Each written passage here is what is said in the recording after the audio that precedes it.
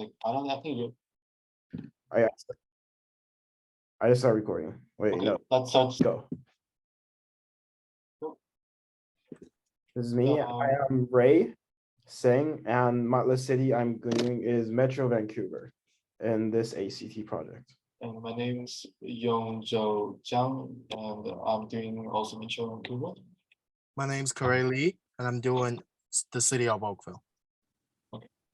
Uh, we are doing a mathematical model on the forecast of all our cities in the future, and we hope to get an accurate prediction of what the population is going to look like in the near future.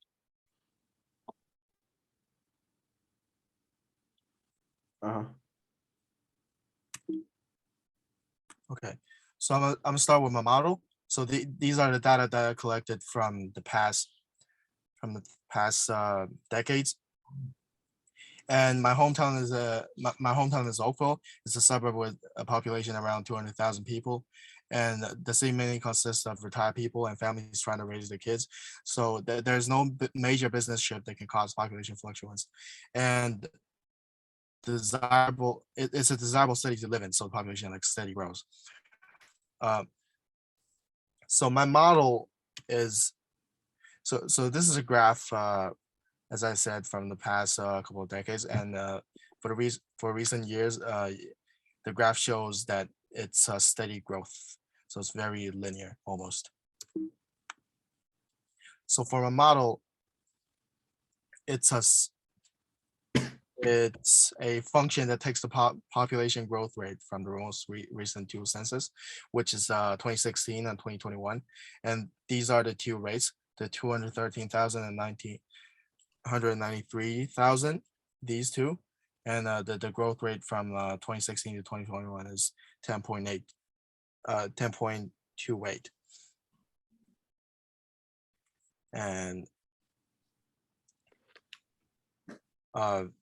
this T over here is years after 2021.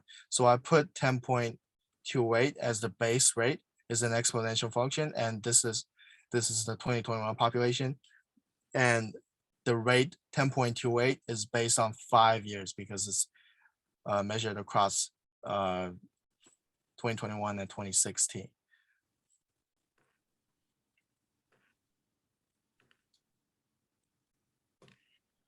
So the 5-year increment is good for predictions over long periods as it averages the growth rate over 5 years.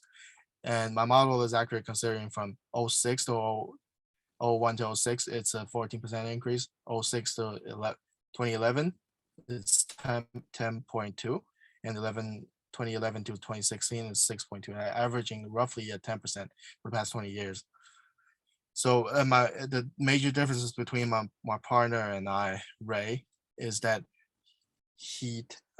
Ray takes into account annual change of the population change, which is the first derivative graph of the population, which can better predict the change in annual increase of population. He also used Euler's number as the base to the power of the growth rate times the number of years elapsed. So I'm gonna just let him explain afterwards.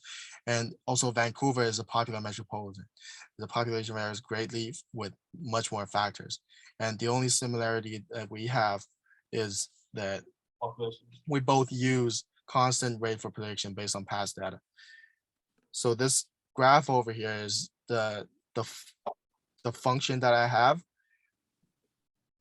and 1t is basically 2026, and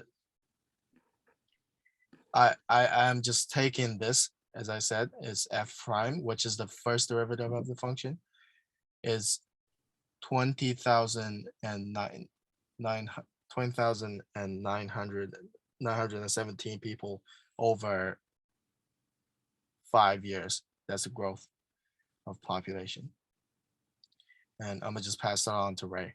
Okay. So the city I'm doing is Vancouver, Metro Vancouver specifically.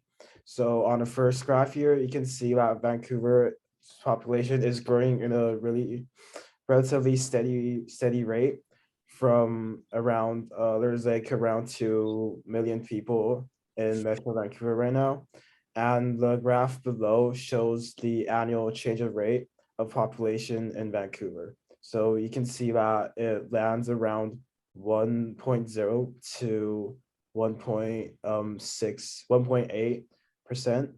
And with this annual change of rate for the population, we can predict the population in the future, just like how Carre did in his forecast. We both use constant rate of change to predict the future population. Next slide. So over here, you can see that the population growth rate formula I used is calculating the base population by e to the power of RT.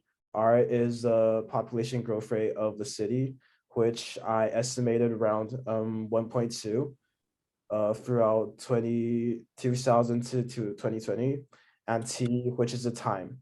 And with this exponential formula, we can predict the population of 2023, 2028, blah, blah, blah, and 20, yeah, however. So these are the numbers, I go back. These are the populations I predicted that in the respective years. But this is only considered if the population growth rate remains 1.2%, and which may likely not be in the future if other things happens. But this is still a good way, a mathematical way to predict the population of Vancouver. All right, and I'll pass up to Jack. Okay, my forecast is very similar to Ray's as we are doing the same city. I also take as a constant rate of change for the population's growth in the future. I believe that the city will be on a steady increase in population after 2022, as I've differed from the past data that the city does not seem to have a big change in population in the past 20 years, and I don't think it will have a big fluctuation in the next 20 years as well.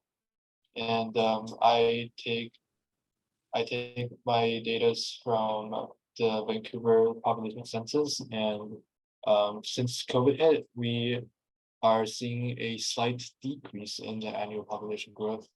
But I believe that the population will level back to around 1.5 in the future as the economic of Vancouver gets better and better, and I believe that the population growth rate will hold around 1.5 unless the government implements new immigration rules or acts that allow workers. Yeah. Okay. Conclusion. Yeah, conclusion. So all three of us from Carre, Jack and me, the similarities of our models is that we both utilize the constant rate of change to predict the future population, and it is definitely a good way for to calculate the future population predictions. And yeah, that is our ACTC. Well, from our constant rate, the constant rate taken over a greater period of time is greater for prediction over large quantities, say until say until 2100. So this is the best way as of now for us to the exponential function model. It's the best way to predict population as of now. Okay. Yeah. And for our student numbers, do we have the Yeah, let's do it. on Carre? It's 1007 965 846. And Fan Ray, 10096799411. And my number is 100894957 8. Okay, we're done.